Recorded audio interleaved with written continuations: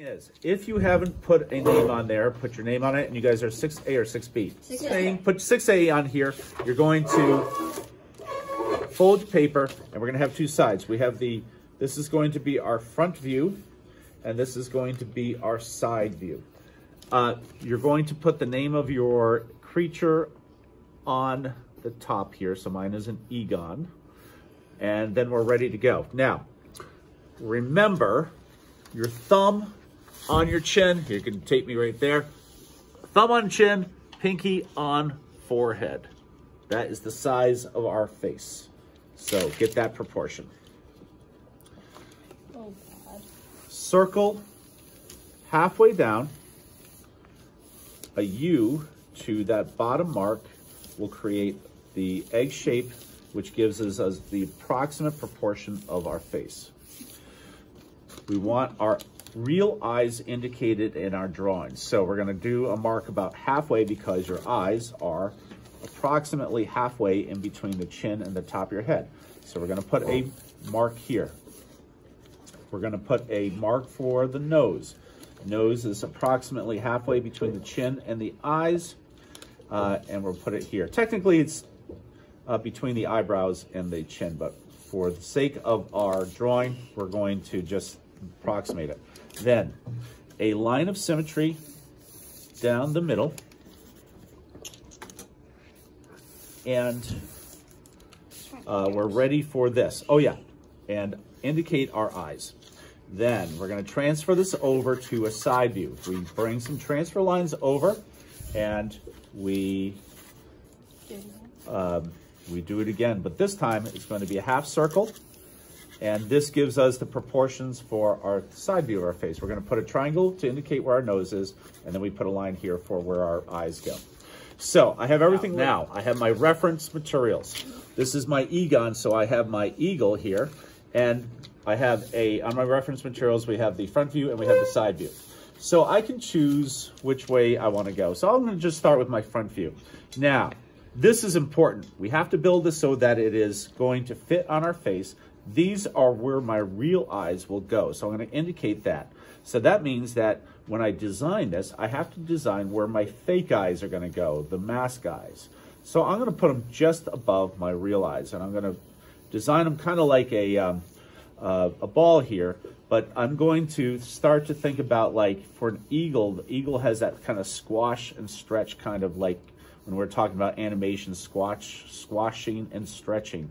Eagles have that menacing look, so we're going to kind of squash the eyes and give it more of a menacing look. And I'm just drawing very lightly. I'm drawing I'm going to draw a little darker so the camera can pick this up, so for our demonstration, but I want you to draw light for as long as possible. Then we're going to bring in our beak. The beak comes down. We want it, that kind of pointy beak that comes down. And so see how I'm working everything so that it is on the mask side. Side is, I want to have it kind of like a flame, like, you know, a Pegasus, the flaming of the bird.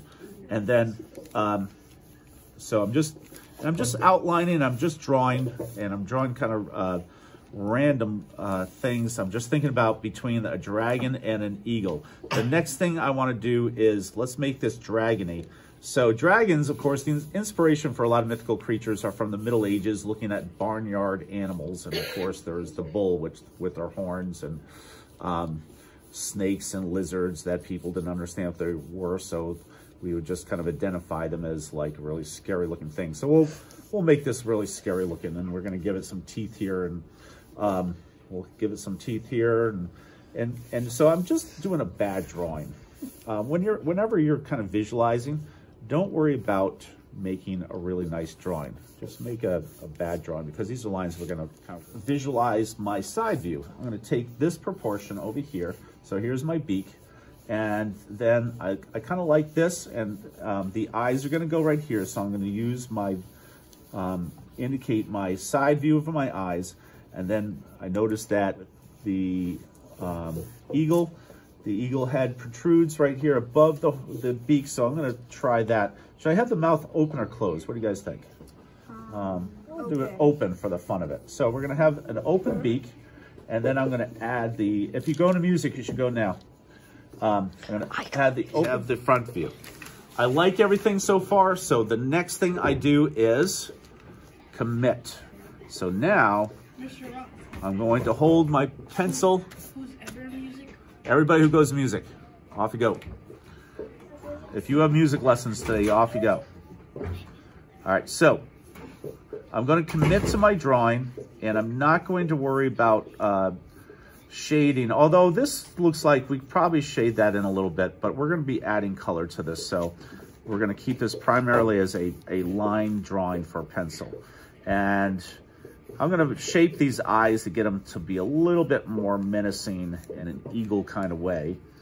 The beak comes out from the forehead, and then it's going to intersect. We're going to have those kind of teeth come out, and then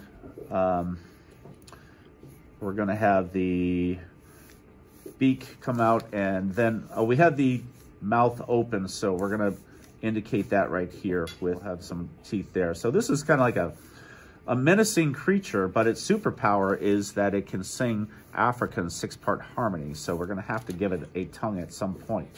So, because you can't sing Africa without a tongue. So so you know what I do with my pencil is I just kind of move it around. I just make marks that I'll change up later. So again, when you're designing with a pencil, don't be perfect.